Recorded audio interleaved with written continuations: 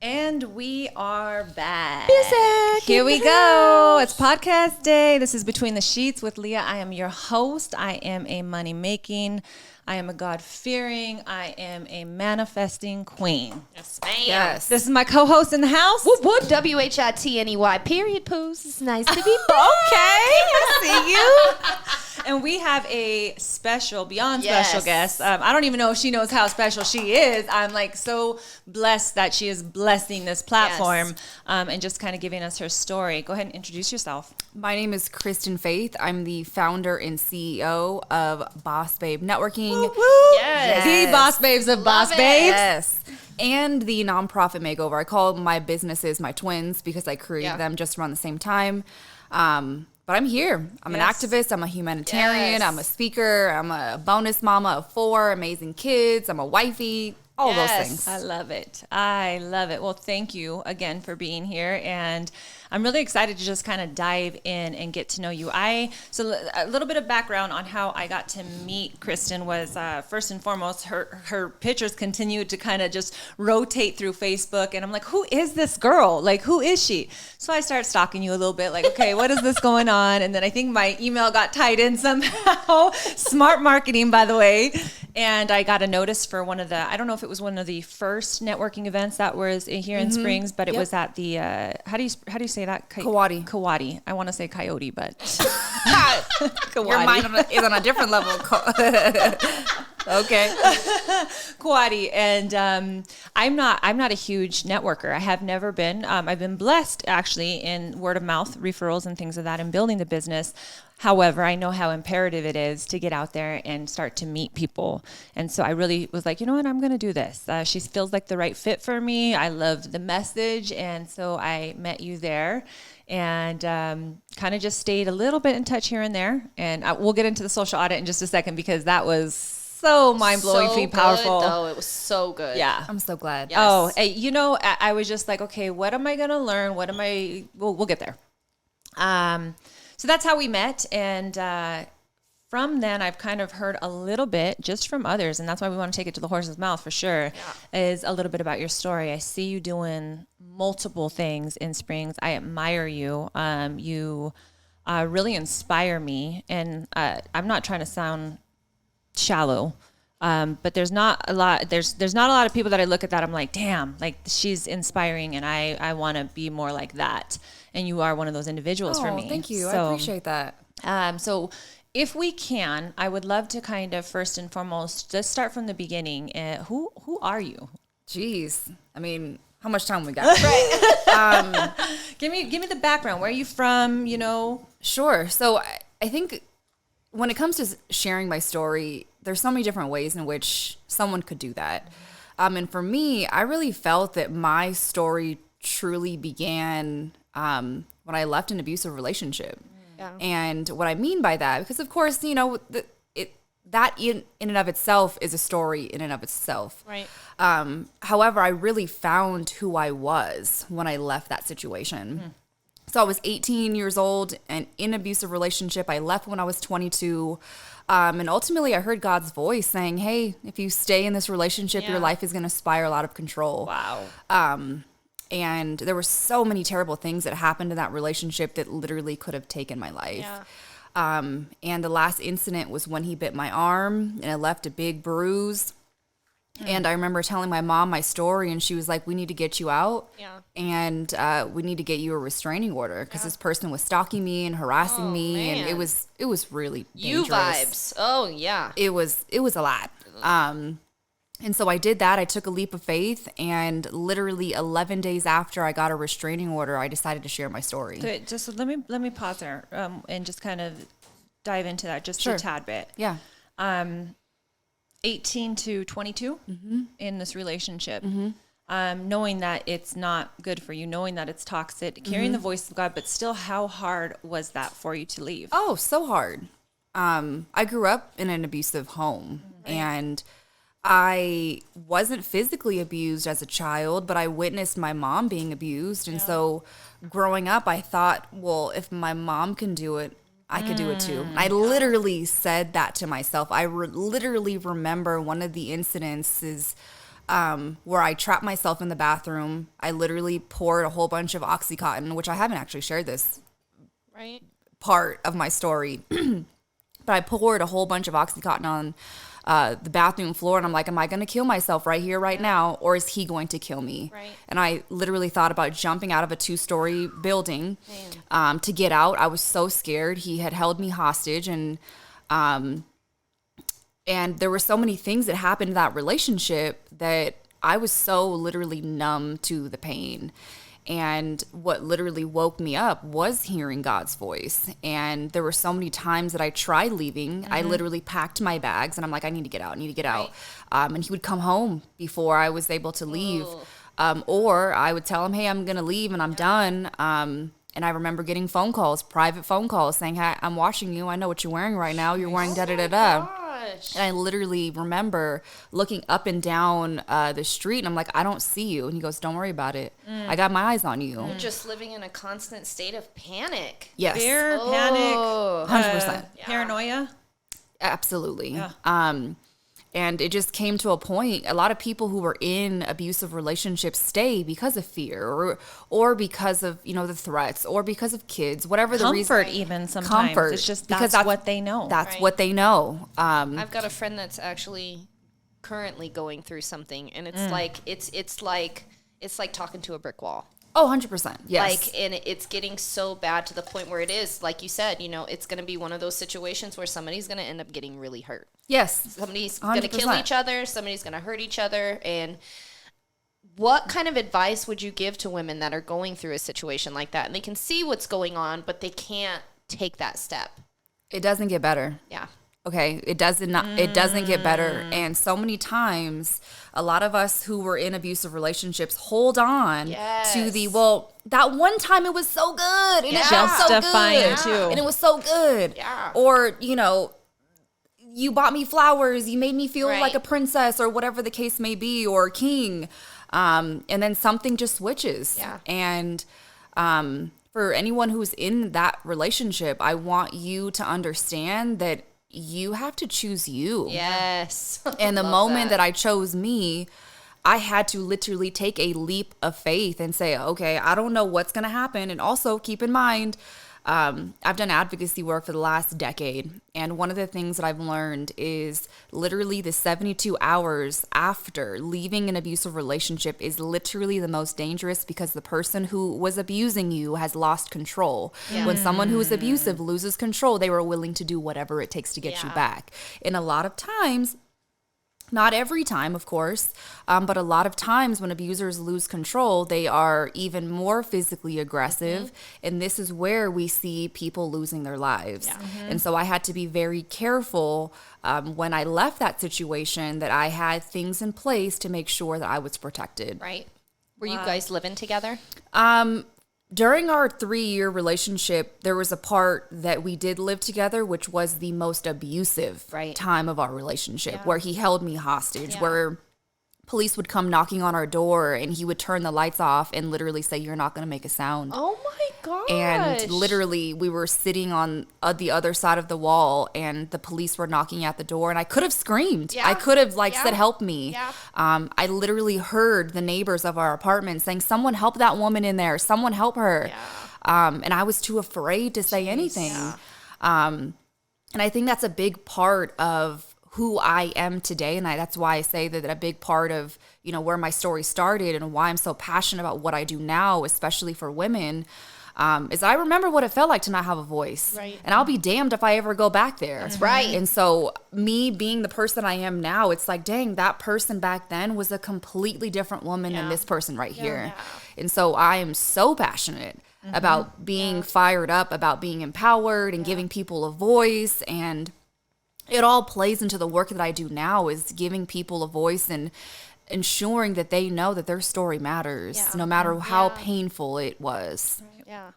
So from that point on, so at age 22, then you find yourself, you're leaving this relationship, and you are now trying to venture into life on your own. I mean, probably the help of individuals around you that loved you or not. And where do you find yourself?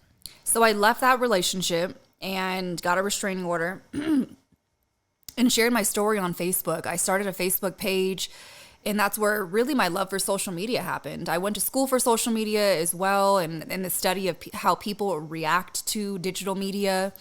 And what year are we in? We are in 2011. Okay.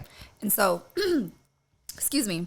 So I decided to create a Facebook page and started sharing other people's stories. And it wasn't until about 6 months later that I actually copied and pasted my restraining order on Facebook and let the world read it. Yes. And my goal was to give people the opportunity to share their story.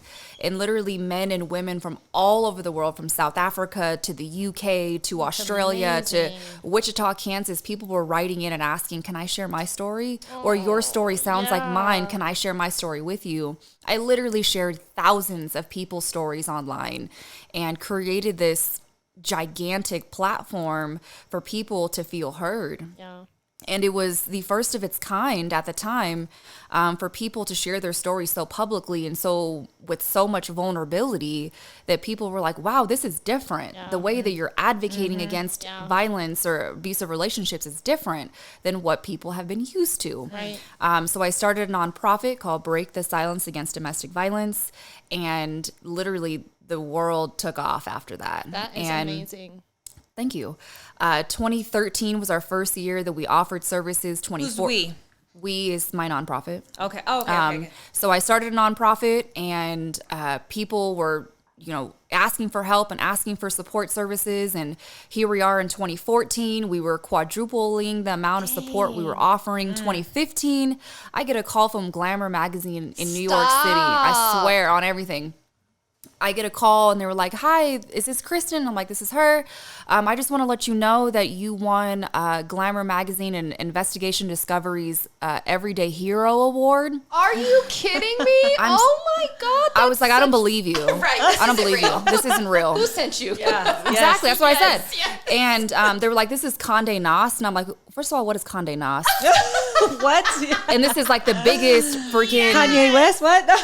I'm like, what are you talking about? We're going to fly you to New York City for a photo shoot. And I'm like, oh my God. this ain't real. Right. This ain't real. And they were like, this is real. I don't know how many times I have to tell you. But you were chosen amongst 800 people around the country. Wow. You were nominated by one of your supporters, a part of your nonprofit. And we're going to fly you out. So they flew me and my husband out to New York City. And I did a photo shoot in the One World Trade Center. And 2014? 2014, 15, around that time. And literally just things after things happened, and literally the opportunities were like it was meant to be. Yeah. And I was just going to ask you that is how much do you feel, of course, God is leading the way in so many ways in our life that we can't see. How much was it, and I'm not going to say fall into your lap because that's not, I already know just based off of the way that I've seen you move. But how much did you know that was going to actually happen and not? Like here you're thinking like, I'm going to share this story. I'm going to share my story. Then it builds and builds and. None of it. Wow. That's the thing that I love so much about what you said is you said you took a leap of faith out on you. Yes. Because God called out to you. And then the everything was limitless after that. Let's be Once honest. I was afraid. Yeah. I was afraid. I was still living in the same city as the person who abused me, who he knew where I lived. He knew my phone number. He knew everything about me. And it was never about him. And it was never about, showcasing his name. Right. Even when I shared my story, I didn't share his name. But I took a leap of faith because I knew that someone needed to hear my story. I knew what it felt like to live in silence. I knew what it felt like to grow up in an abusive home. I knew all of the pain that came with that. Right. And so for me, any time that I felt like I need to give up, like I'm tired, I was literally putting in like 20 hours a day, 7 days a week for years. Yeah. And I was tired physically, mentally, emotionally, all of it. But I took a leap of faith and I did it because I knew people needed me. Yeah. And when I heard stories about, oh my gosh, like you helped me leave that relationship, or literally in the middle of the night when I would get phone calls from women who were like, I need to escape, what do I do? Wow. And I would pick up the phone. Yeah. Or when I would go to visit girls in juvenile hall who all grew up with abusive families, and they're like, I'm in an abusive relationship, what do I do? I was like, if you get out and you need me, here's my number on everything. Here's my number on everything. Call me. And I remember one girl, forever she will be ingrained in my soul. I call her Little Maria. I remember she was 16 years old, and she wrote me from juvenile hall. I gave the girls my address, and these girls would write me. I would have hundreds of letters from these girls from juvenile hall.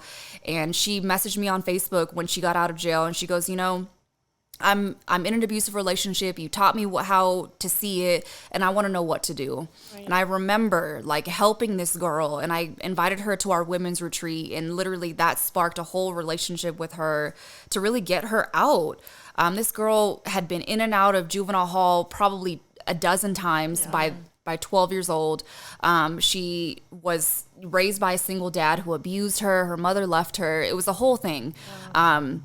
But seeing stories and hearing stories like that, that's what pushed me to keep going, because little Maria needed me, but so did Jenna, so did Ashley, so did all these other people that needed me. And so it wasn't about me anymore. It was like, what can I do to get you resources? I would be on the phone all hours of the day, getting someone in shelters, getting someone the resources, educating people about relationships, and really changing the way that advocacy happened. And ultimately, that's what propelled the organization to reaching 200 million people on social media, is that I cared about people.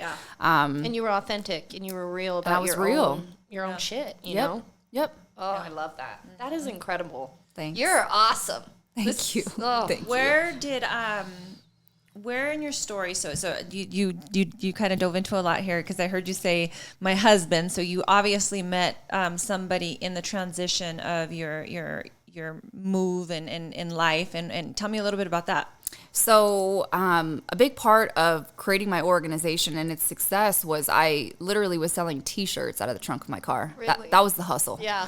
That's how I funded the organization from the beginning. I was in college, and I funded the organization $13,000 in college. So for anyone who's in college and we ain't got no money like that.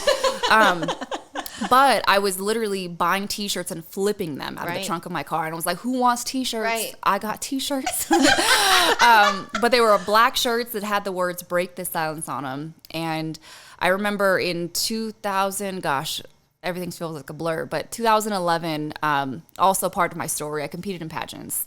By 15, I competed in my very first pageant. I was so shy. I was literally the girl that held onto my mom's belt loop. Yeah. I didn't even want to talk to my own family. That's how afraid of people I was. But I remember seeing a flyer at my high school saying, "Oh, you can win scholarship money." And I was like, "Mom, I'm going to do a pageant," or I signed myself up. And she goes, "But what's your talent?" And I'm like, "I'm a hula dancer, Mom." Right. Like, remember, I've been dancing since I was 3 years old. I do that thing. I've competed and everything like that. So I competed in my very first pageant and I won. And then I kept winning. And so when I was in that abusive relationship, I didn't compete in pageants because that person told me, "Though you're ugly, you're fat, and who's gonna want to pick you?" And I was like, Lord. "You're right. Who's gonna pick me?" Right. And so I was like, my self-esteem was like this. As big, if our own mind isn't enough. Right. Then we have somebody right. else. Right. Yeah. Right. So my self-esteem was about this big. And I remember in 2011, my mom had found a pageant in a newspaper and was like, "Hey, you should do the Miss Asia San Diego pageant." And I was like, "Mom, I gave it up. Like, I'm not doing pageants anymore." And I was at the tail end of that relationship. And she was like, "You can win $3,000." Like, sign me up. So where do I go for that? So I ended up winning that pageant. Also, fun fact, they crowned the wrong winner that night. Oh, and God. so it has happened before. It has. And what's funny is that same Steve Harvey incident that happened. There's an article, literally look it up on Yahoo. Top 10 pageant scandals. I'm like number 4. Oh my God. I'm serious. Love it. My mom sent me that too. She was so proud. But anyway, so one of the performers for the pageant was my now brother-in-law, JJ.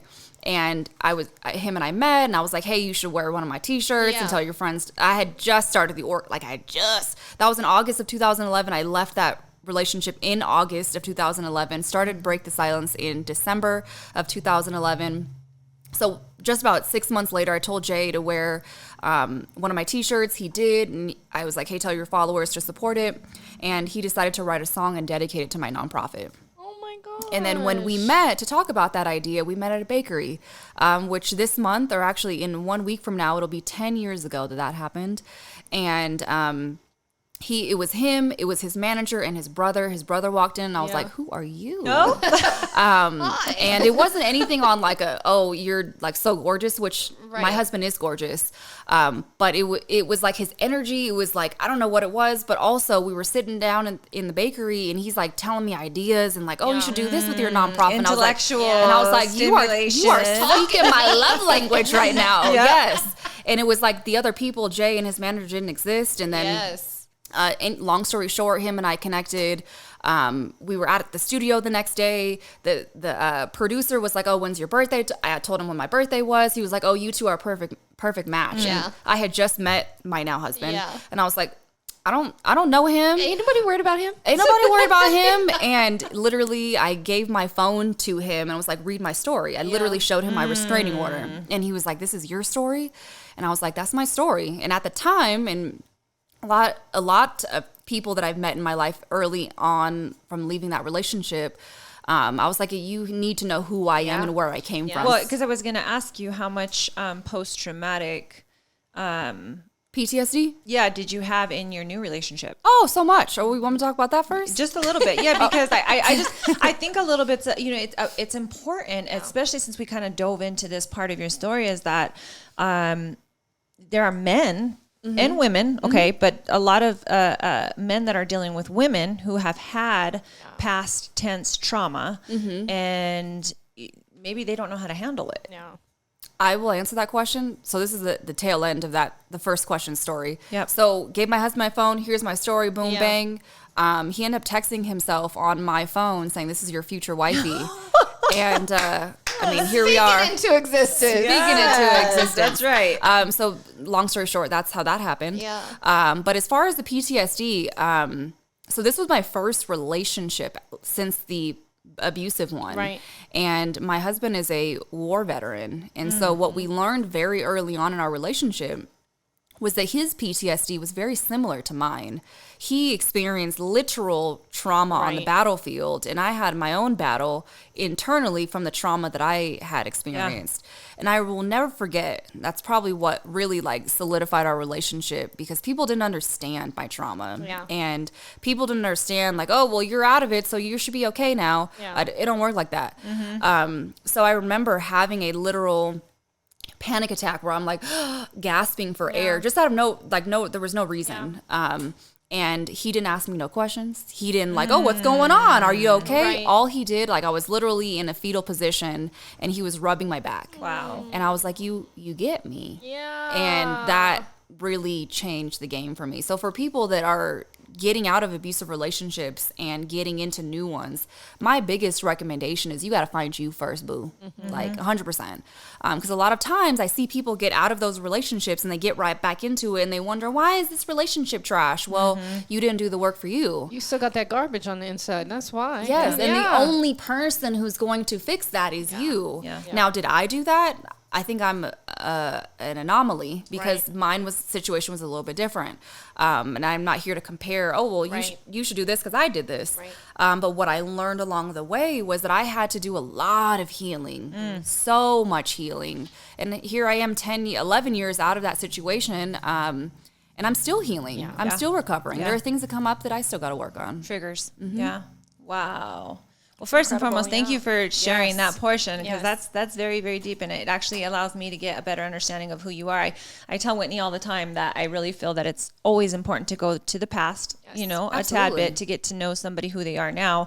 Also, just when you become friends with people or when you begin relationships, understanding triggers and understanding their why, I think you begin to have more compassion for people when you can understand that, they don't move the way that we do or whatever because of this, which we may not understand. And I always talk about invisible bruises that we can't see, but I might touch it and it like, whoa, you know what I mean? You may Exactly. react in a certain way and I'm like, whoa, what the hell was that? Yeah. But I don't understand, you know, what bruise I just touched. And so we just have to really have compassion in that sense. We are speaking, Yes. or when we're speaking to people, all different types of trauma, you know, that we never ever know. So that's why I always think it's kind of important to go back first. So and jump in No, anytime you're that you good. have any Yo, you're questions. good. I You're just have good. a lot that, You're you know, I'm good. digesting here as she's speaking.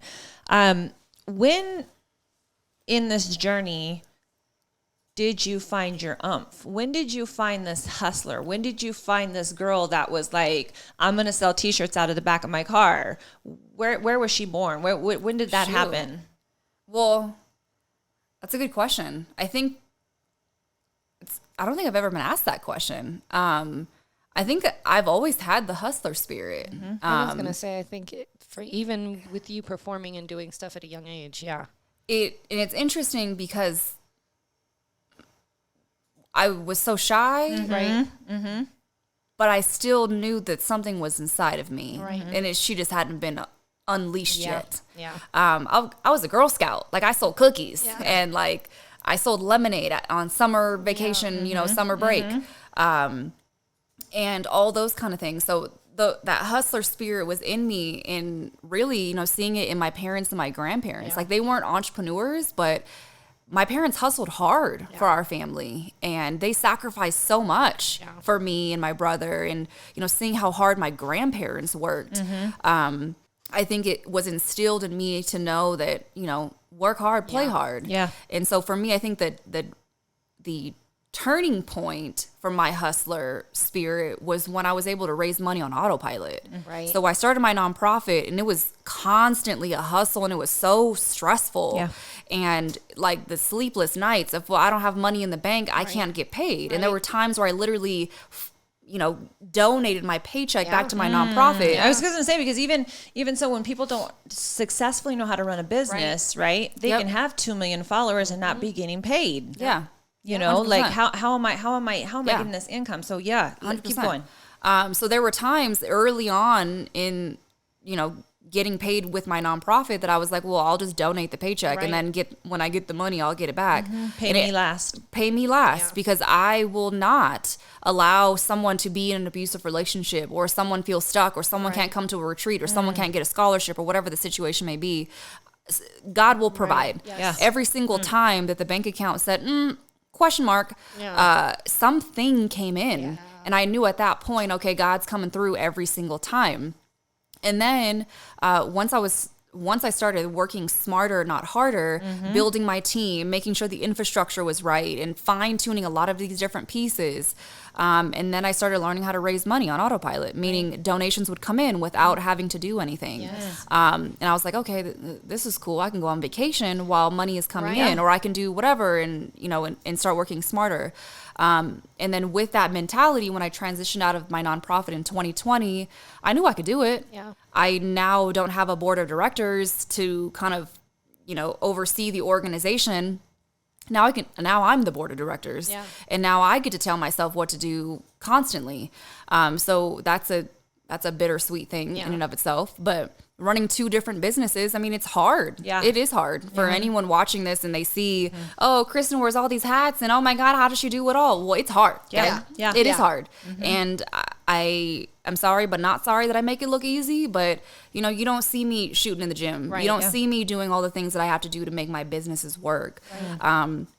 Because my goal is to make money on autopilot. Yeah. Right. Or my classes, my this, my that, whatever. Passive income. Passive income can just happen while I'm constantly building Right. other things. Yes.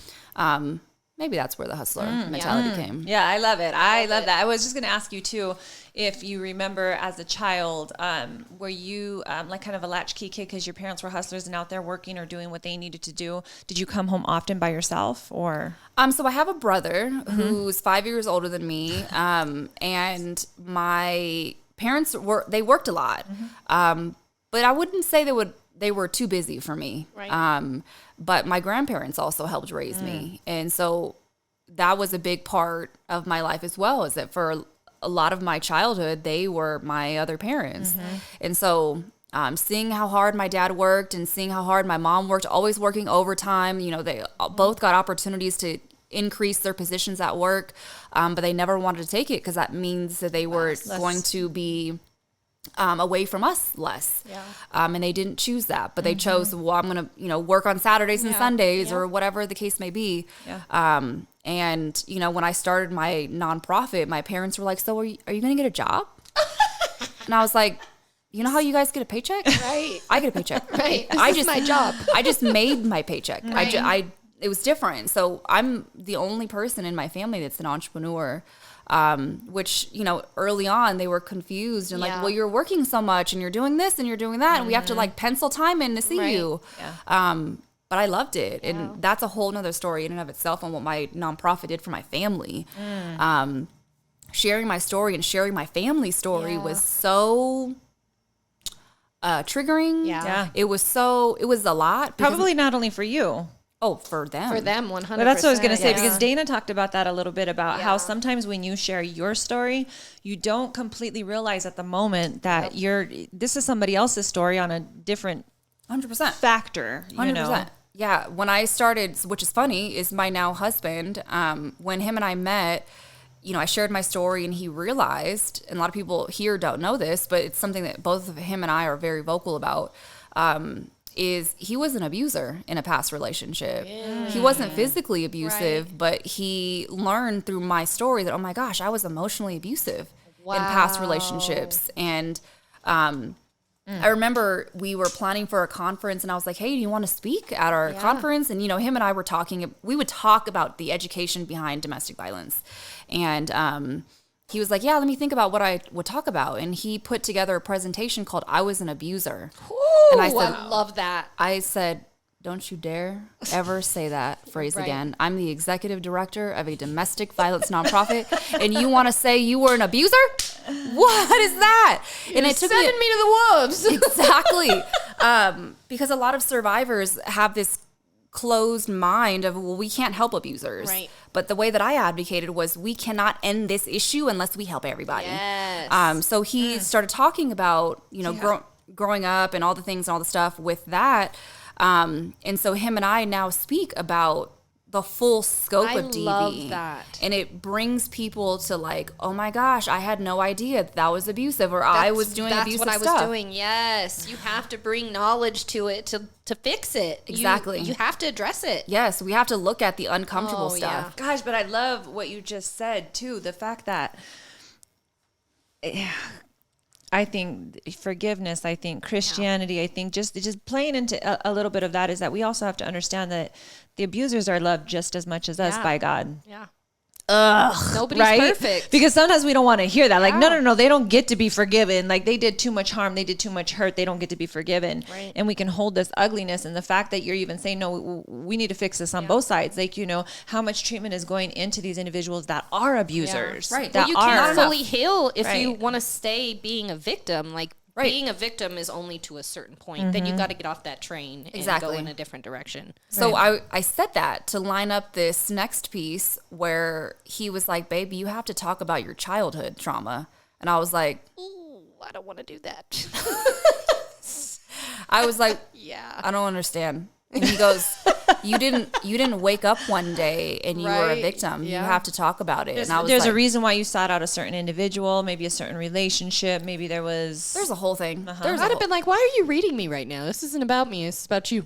It was a lot. It was a lot. Because I remember growing up, my dad used to say that I was going to find someone just like him. Oh. And I remember telling him I did. Ooh. And that's a whole nother conversation for a whole nother day. But he was the one who told me that I should talk about it. And I did. And that conversation was very uncomfortable for my family. My parents are still married. They've been together for almost 40 years. When you say conversation, you had this conversation with them first, or how did that happen? What kind of took place? So I started sharing my story publicly and was going on tours, speaking tours, sharing this story. And they're like, why are you sharing? Or why are you talking about Telling what your happened? business, Yeah, why are you doing that? And I was like, I have to do this because other families are just like ours. And I need to fix it. And not to fix it, but I need to change aware. it. Yeah. Make people aware. And so they were, caught off guard. Like, wow, it's like, wow, it's shameful. Like, why would you do that? But it really was so eye-opening for everyone and a part of my family because they were able to hear the ugly truth that maybe we just swept under the rug for so many years. And it got to a point where, one day I had to sit down with my parents and talk about this. Yeah. There was one day that I had to sit down or literally walk around the block with my dad and tell him why I started my nonprofit and be honest with him in why I did that, because I was abused. Yeah. But having multiple conversations with my family or with my dad, and now him and I have a great relationship. I was going to say, I feel like you guys are probably amazing now. Oh my gosh. Because you guys were so forthcoming and honest with each other. And that is Absolutely. the important part. That's what I tell you all the time. I try to get my dad to do. Just tell me why I'm like this. I'm like this because I'm a product of what you and mom raised. So why don't you just tell me so I don't have to struggle through it? I was just going to ask you in hearing this because I'm thinking about your story as well and listening to hers of, I can't help but think that you think damn, that's exactly what I wanted. I wanted to be able to have that moment or, when they haven't given it to you. Yeah. And he was just 2. He's a child. So, Well, here's the thing. When I transitioned out of my nonprofit in 2020, I stopped advocating for about 2 years because I thought, when I transitioned out, that meant I closed that chapter and now I'm done. I'm a new person. Which is funny because I was last month. This is fresh. So I'm driving from Fountain to back up to my office and I was like, God, I feel empty. yeah. And I feel like I want to advocate, but this is making me feel all emotional already. I feel like I want to advocate, but I feel like I shouldn't because I'm not doing it under the umbrella or the arm of my nonprofit. And what am I supposed to do? And I literally heard God's voice saying, I never told you to stop advocating. Right, You did. right. And I was like, Got it. okay. Ouch. Thank you, God. Because I chose it. Right. And so with that, I literally heard God's voice saying, I took you out of that organization because I had a bigger plan for you. And at that time, being in that organization, I'm like, how much bigger can this get? Right. I'm reaching millions of people. I'm going God's on like, tour. hey, Chad, I have no limits. Right. And so the vision that I got was that this next chapter was going to involve me and my dad speaking together. Oh, I love And so I reached out to my dad and I was like, Dad, would you speak with me? Would you share your story with me? I had the opportunity to have my dad out here. He lives back in San Diego, and we literally brought up the cameras and he opened up. And for the first time in his entire life, he shared his story. I love that. And the sound didn't take. The sound didn't record. Oh, man. We know all about that, don't we, Chris? Those technical difficulties. Oh, So he frustrating. went in for I'm an hour. check. He went in for about an hour and he was like, I'm never doing this again. Oh. And so I was like, well, I know how to get you talking, Right. Dad. I know how to do it. I just haven't told you yet. But I mean, there may be a reason why that happened, and maybe that moment was specifically for y'all. No, and I didn't even hear it. I wasn't even in the room. Oh, you weren't even. Damn, I wasn't even in the thought room. You were in the room. No, it was him and my husband. Oh, It was damn. my husband, which is crazy. It was my husband that sat down with my dad to say, you need to talk about your story. You need to support your daughter and all the things and all the pieces. And I would have never done that. Yeah. I would have never done that. And the fact that my husband was able to facilitate that opportunity for that to be had was incredible. And that's where my dad had a newfound respect for him, that he was the first person ever that was willing to see this differently. Yes. But I'm praying that the next chapter of advocacy for me is my dad and me talking and love sharing that. with other people, how you shared with your story for just a second, is that I want to help other people that are just like me and help dads learn how to just fucking listen. Just fucking listen and just be there.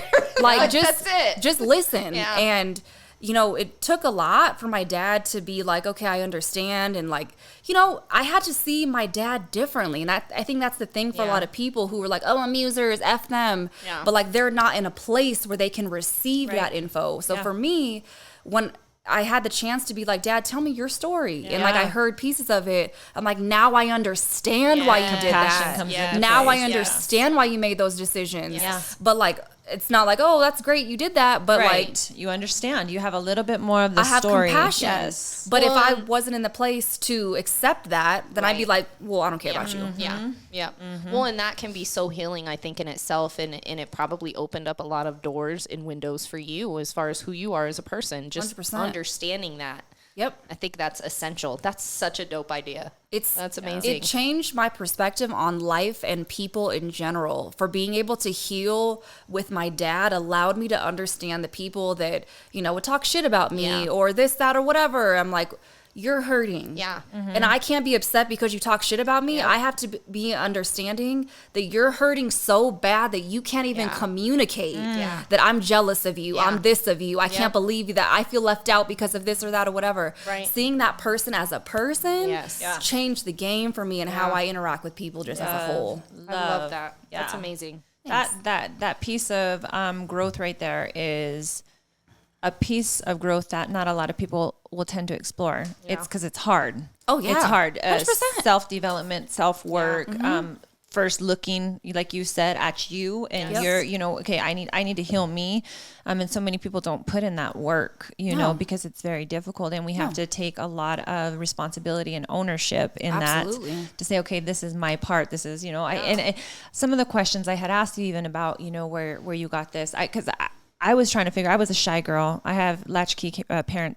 I was a latchkey kid. Sister 5 years older than me. So she was there a lot of my growing up. But my friends back in elementary used to tell me I was bossy, or, you know, because I had a club. You know, it was the Boss Babes. That's what it was called, the Boss Babes Club. I swear to God, ask any of my junior highs. Kim, Veronica, you could vouch for me. It was the Boss Babes, and I had a membership fee. Betsy. She had a membership fee. I did. Two chips. Yes. Two chip bags. Money. No, it was money. Like, we were going to go on field trips, and I was going to make this happen. What'd you do with the money? She's organizing field trips in second grade. And we because my dad, you know, he worked downtown. He was the head chef at the First Presbyterian Church, and so back then I would go run around downtown, and it was safe. Like, I mean, I don't know, maybe it wasn't even safe then, but it was safe enough. Yeah. And so we would take the bus, which he allowed us to do, all the way from Security Whitefield to downtown Colorado Springs. And so then there was Zizo's, you know, and Zizo's was just a little tiny shop. And then there was a Walgreens where we get ice cream, and there was Acacia Park where we go sit at the park. And so it was like, okay, well, if you want to be on this field trip, you got to pay the fee. And so they had to pay a fee, but they called me bossy hilarious. later. And going back in my own story and to my own past was, I used to be so down on myself that I was kind of a mean friend or a bossy friend, or took these things that people said about me and really try to understand where that came from, and you know, having to fend for myself. And that's where I believe that some of my entrepreneurship came into play, was because I was just used to fending for myself. You want something to eat, you got to go get it. You got to cook it. You got to find it. You got to make it, you know. And my parents were there. They loved us, roof over our home, good parents. But they did work a lot to provide, and therefore it did keep them away from us. And I didn't have my grandma and grandpa there at my house, you know, and so it was my sister, which our relationship is kind of tumultuous in itself. It's never been this really great relationship, but that's why I was curious. I just, you know, if you start to put these pieces together, that you're like, oh, okay, oh yeah, okay, so maybe being bossy wasn't so bad. Well, you talked a little bit about some of the ways that you yourself have evolved. And not only yourself, but your businesses, going from, you know, domestic violence and advocating into, you know, where did Boss Babes come into play? And you and I spoke about that a little bit, but kind of talk to me about the evolution of the businesses and what changed, and how did those things maneuver? So when I transitioned out of my nonprofit in 2020, I knew that I wanted to create something. I didn't quite have a plan in place, but maybe that was just a blessing in disguise. Because for the first time in just about 10 years at the time, I wasn't settling down. Yeah. It was just going until the freaking wheels came off. Yeah, And when the wheels came off, I was still going. Yeah. And I literally, I mean, my name is Kristen Faith. So I'm a very firm believer in my faith and everything in between. And really, it took me coming out here to Colorado Springs to understand that. When I came out here in 2017. From California. Yep, from California. I embarked on this journey called Finding Faith. And it was finding me and finding my faith in God. But for my businesses, it was November of 2020 that I was like, I want to put together like a get together. It was just a get together. So we're coming out of, just to give you guys, remember, Precursors is here. We're coming out of COVID. Yes. At this particular time. Well, we're like in COVID. Yeah. We're still in yes, it. We're still in it. Yes, and the restrictions are still very tight. And, Yep. Okay, so you decided, I want to put people together in the Yes, same I room. did. Yeah, I love it. Yeah, I did. And so we... Because you missed it. missed That's it. what you kind of told me, was that Yeah. you missed connections. Yes, I missed people. Yeah. And I was like, I'm just going to get a bunch of ladies together. We're going to meet at Kauai and just, hang out. And there was like 40 women that showed up or whatever. And literally the next day, the world shut down. And like, okay, whatever. Glad we did that. Good. I'm glad. I miss people. Yeah. And I would literally cry in my closet at home because I missed people that bad. And COVID like literally changed the game for me because I feel like I have a newfound affinity for being home. So for people that see me out and about all the time, like it takes a lot for me to get excited to go out and about. Speaking to the choir here. Right. So, but I think I'm shaking that off because I've been doing so many events lately, but that's a whole nother thing. So the world shut down and Kauai asked if I wanted to do International Women's Day for an event. And that event was when we had connected. And so I was like, I want everything women empowerment. I want photographers. I want photo shoots. I want painters. I want performers. I want vendors, everything women empowerment. And so we packed out Kauai on a Monday. And that was so much fun. Yeah. And that kind of springboarded into so many other things. Hawaii was shut down for the first time ever in history because of COVID. And I was like, I want to go back to Hawaii. Like my husband and I got married there and the world shut down. And so I put out a message to Boss Babe saying, hey, who wants to do a Hawaii trip, girls trip? I'll plan everything. I'll organize everything. And I want to give you a cultural experience of my culture. And a bunch of us went out there. It was all expenses. Like, we picked you up from the airport. We gave you a lay upon arrival with the food, the things, the stuff. It was great. And then people were like, hey, so this social media stuff that you're doing, like, do you do that for other people? And I'm like, No. I mean, no, that was what the answer was. Yeah. It was no. Cause I'm like, oh, I don't really do this for other people. I do this for me and, select businesses. And then I realized, again, it was also recently that, for me, because we're talking about Boss Babe, in full transparency, just so people understand, like the hustle is real, but like if you are not in alignment with what you're doing, shit will feel forced, and you're like, why isn't it going? Like, why is the car starting? And so it wasn't until recently, literally, that I was like, I need to reorganize some shit. Like, for me, Boss Babe was on hold for a while. So if people were wondering, well, how come we hadn't had events like all year long? It's because I was going through, not me, but Boss Babe was going through like an identity crisis. Right. Like, what is this? I don't want it to be another chamber of commerce. I don't want it to be, just a get together business. I want it to be meaningful. Right. And then it just like Blossomed on its own. It blossomed like the freaking boom, the flowers happened and it made sense. I needed to tell women stories. And that was the piece that I was missing. Like I was doing all the other things and I was making stuff work and I was, it was great. It was fun. But to me, there was something that wasn't clicking. And so for me, it was, I need to reframe the way that I was running my business and make it meaningful so it made sense to me, but not only me, but to the consumers who needed me. And so when I transitioned into offering social media support for businesses, that all made sense. I'm like, if I can help you fine tune your presence and your voice online, you're going to make an impact in the work that you're doing. If I can help someone else who's doing the same thing or a different business, I'm going to help her do the same thing, whether it's home inspections, whether it's realty, whether it's boudoir, whether it's, a speaker or whatever the music artist, so many different types of businesses. And I was finding myself again in that.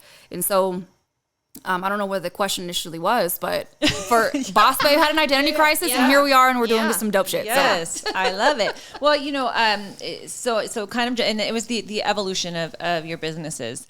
So you're here, then you move into this. You kind of put it on hold. And you've now created almost another brand in itself, it feels like, because I don't know if it's even under the blanket of Boss Babes, or is it just a completely different is the social audit and in media, is that a totally different blanket, or is that underneath the... That's under the umbrella of Boss Babes. Okay. So once I fine-tuned, and I think that's a big part when you're developing a business, is does your mission make sense to what you're doing? Right. And at the time, I would say, Boss Babe Networking is a community designed to empower women. Right. That's cool. But what else? Right. And so literally, one of my best friends was in town, and we were just chopping it up, like talking about ideas, and literally it fell into place. Boss Babe Networking is a community designed to empower women to share their stories and network. And once that transitioned of a mission statement made sense, I was like, oh my gosh, everything that I'm doing now makes sense. Yeah. And like, how am I going to offer social media services if I'm a networking group? Like, it didn't make sense to me. I didn't want to just do it because it sounded good. So now people know that when you come to Boss Babe Networking, we're going to make sure you look great online and in real life. Yeah. And in addition to that, a byproduct is we network. And a byproduct of that is we'll do women's retreats, which we haven't put a date for our next one. But even that, I've transitioned or transformed how I want to do our next retreat. I want it to be meaningful. I want people to really get something out of it. And it's going to be great. That's exciting. I love it. Thanks. Yeah, a lot of what you're saying, it resonates with me so much in so many different ways, your story. And so before we kind of cut out here, a couple of other things that I want to first and foremost, I just want to speak personally on the social audit for just a second here, because I mean, I know I wrote you and just kind of gave you some words, but it was so eye-opening for me. So I'm watching you. So just so you guys know, and I don't know if this is how you do it with all of the, the people that may decide to do this, was, I met with Kristen. We talked about just, here's this, here's that, here's what I want you to look at. And so she took all of those pieces and started to really go into my social media and look at it and see, okay, how are you presenting yourself?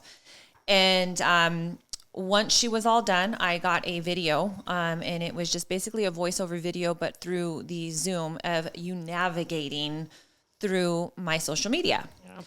And that piece in itself, I don't even know if you know, but this is why it's so important that I tell you, that piece in itself, watching you navigate through the systems, was so important to me. And I will say that first and foremost was probably the biggest takeaway I got, because you're speaking and some of the things you saw, you're like, yeah, I don't see it. And I'm like, it's right there. It's right there. It's right there. And yet I'm thinking, well, I know where it's at as the person who built the website or who did this, but she's my consumer right now. And she doesn't see it. Yeah. It's not correlating. It's not matching. So something that I'm doing is not working. And that for me was like, wow, so many different avenues that you went into, just like kind of poking around the website. And I was like, she's not seeing it. Oh, that's not there. It's not a you thing. It's this is how my consumers are reading my website. Right. And it told me so much information. So thank you for that, because that was so eye-opening, and now I'm really like kind of talking with, like Whitney, like, okay, like there's just so many pieces that I'm missing. The organizational piece that you talked about, and just kind of the cleanup, that my brand wasn't necessarily matching. I kind of am guessing that your colors are these, but I'm not exactly sure. Makes me feel like, okay, I need to make sure that my brand is standing out, like, and how can I do that? And you are able to help, consumers and people that are owning their own business, entrepreneurs, get to that position to say, okay, this is how. So you kind of have a couple of different part process in this, is that you sit with them, meet with them, and then do the audit, which is part one. And then part two is, okay, now what do we want to change, or what do you need help with? Correct? Exactly. Okay. So when people do the audit, and where I even got that from, so I don't know, the ideas that I come up with sometimes, I don't know where they come from. It's almost like, there's the next one, here's the next one. But for me, like the social media audit, I don't even know who my first audit was, to be quite honest. But I knew that a lot of people wanted me to look at their social media. Oh, tell me what you need me to do. Like, tell me how to do this. And so I was like, well, let me just audit it and tell you how to do it.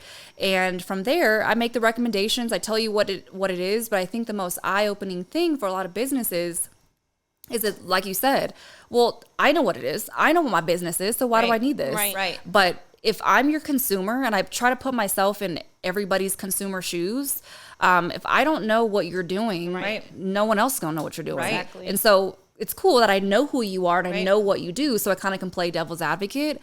But imagine you're having a mystery shop. Yeah. Typically, businesses that pay actual mystery shop dollars is quadruple the amount of money that it is. But I offer it at a great level so you can see or get a taste that, hey, this is what it is. Yes. And you can understand that these are things that people are seeing online.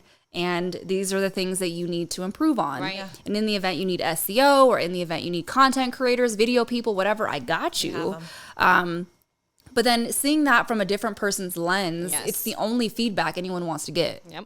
From a social media standpoint. You said it. Some of the only constructive criticism that you want to get within your business is like, hey, because it's like, okay, this is, but I love that you say that too, is because there are things that you could still sit down and say, okay, now let's talk about this piece too, you know, and sometimes we talk about that all the time, the information that we know will be beneficial to us, but we don't want to hear. Yeah, exactly. Yeah, but you're literally, for anyone watching this, like you literally or listening to this, is that if you don't take the time to invest in you, I promise you on everything you are losing money. Yeah. Like, and no one wants that. I want to see every single person that I touch win, and whatever that looks like in whatever industry that is. Like, here's an opportunity to invest in yourself just a little bit for you to be able to now, okay, let me take this and run with this and let me do more with it. Yeah.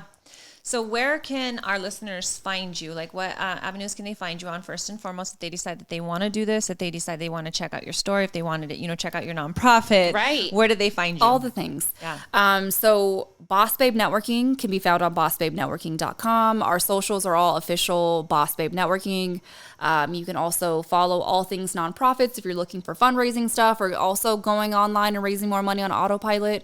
Everything on the Nonprofit Makeover, so the nonprofitmakeover.com, or socials is the Nonprofit Makeover. So. Okay. And just really, really, really quick for our local people in Springs, talk about what you just opened up in this creative building place that you just opened up. Talk about that. Yay. So Anthem Music Enterprises is my husband's company, and I have the honor and privilege of working with the guys, running their social media. So if you like what you see, that's what you get. Right. So I run their social media, but more than that, my husband had a vision of creating a multimedia place for our city, because there isn't really anything like it. There's nothing like it here. Yeah. And so their company started 3 years ago, and literally at our dining room table. And my husband has about 15 years of music experience. And so we built a studio. It's a multimedia studio off Garden of the Gods. It has an audio production studio, a content creator space, and we'll be opening our conference room soon for people to be able to rent that out. And you're going to be also giving classes out of this place. All the things, so much. That's why I literally brought my hat, because I wear so many hats. And I enjoy it. Like, it's fun to be able to balance these different areas of my life. Do you believe in balance? 100%. I don't.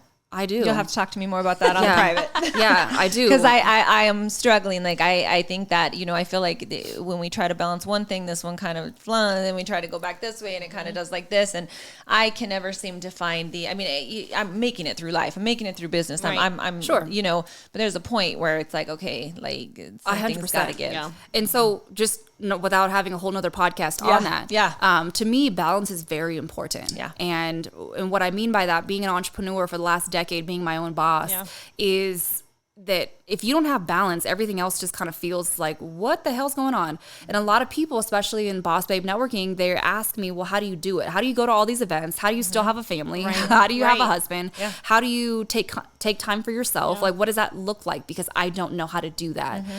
So I'm actually going to be putting together a one-day retreat. So you're the first for the first to know about it. I've been thinking about this for the last week, and I'm like, okay, I'm gonna marinate. Is this gonna stick or not gonna stick? Because I have so many ideas. Some of them stick, some of them don't. But for me, something that was life changing, what I learned from my nonprofit moving into these businesses, is I will never work 20 hours a day, 7 days a week ever again. I create my businesses in a way where it is sustainable. I'm happy. I enjoy what I'm doing, and I'm able to travel, and I'm able to spend time with my family. I will never be too busy where my kids will be like, oh, you're always in meetings every single day. They used to joke about that. Yeah. And while I thought that was funny and cute that they dressed up like me and they said that, I didn't appreciate that because I appreciated it in a sense where, oh shoot, this is how they see me. This is my real life audit. Yeah. Right. And so I would love to be able to teach women how to create that balance. And it might not be, oh, this is your balance, but something that I've learned with balance is that it looks different for everybody. Yes. But being tired all the time, being so, so burnt out that you can't do Getting life. heart palpitations. Exactly. Like I know what that feels like, and I will refuse to do that shit again. So to me, balance is everything, and it looks different for everybody. But we'll talk about that on the side. Yeah, we part 2 again. Part 2. We always need a part 2, especially with people like you that we just want to continue to dive in and digest your brain. Like I'm like, let me just keep you in my pocket right here. I want to digest you a little bit more. Thank you so much. Yeah, for your story, for being open, vulnerable, authentic, real. I love that I caught you. I never sensed, and I will say this, you know who you are right off the bat. Like you, there's no, and I love that. That's one thing that I appreciate very much is that people just are who they are. Yeah. And you don't, you just, I don't want to say you don't have a filter, but you're real. This is me. This is you. You know what I mean? And I love that. So I appreciate that. Thank you so much. Yeah. Absolutely. Your story was amazing. You guys, you know where to find her. Go check her out, and if you yourself, I have been in business for over 10 years, and I've had my website, and I'm ranking great and everything like that. But we always need a cleanup, and we always need somebody else to be able to give us, this information. It's so much needed. Thank you for that. Go check her out. And if you are a business right now, whether you're struggling or whether you're not struggling, it is so eye-opening. I 100% put my name on it and just say that I loved what she did. And on my list of things to do is, we're slowly implementing some of these changes, met with your networking team as well. And they are amazing people. Excited to kind of, get something going with them. Possibly we talked about different ideas and whatnot. And she has the network. She has the network of people that, like she said, she can get you with. If you're local, that studio is dope. Check it out. Yes. And if you need to make an appointment to go see it, do that. But go check her out. Kristen Faith, Boss Babe Networks, nonprofit, recently named or nominated Women of Influence. She won. You won? I did. Oh, dang. Where's my button? I'm so afraid to press the button. Nope. Wrong button, but it's okay. It's okay. Yeah, I don't use them enough, but amazing. Thank you for coming here and blessing us with your presence. So it was an honor. We are out. That's it. Yeah, now we can begin. What? Between the sheets, what? What's up? Babes at work, what? Go check her out.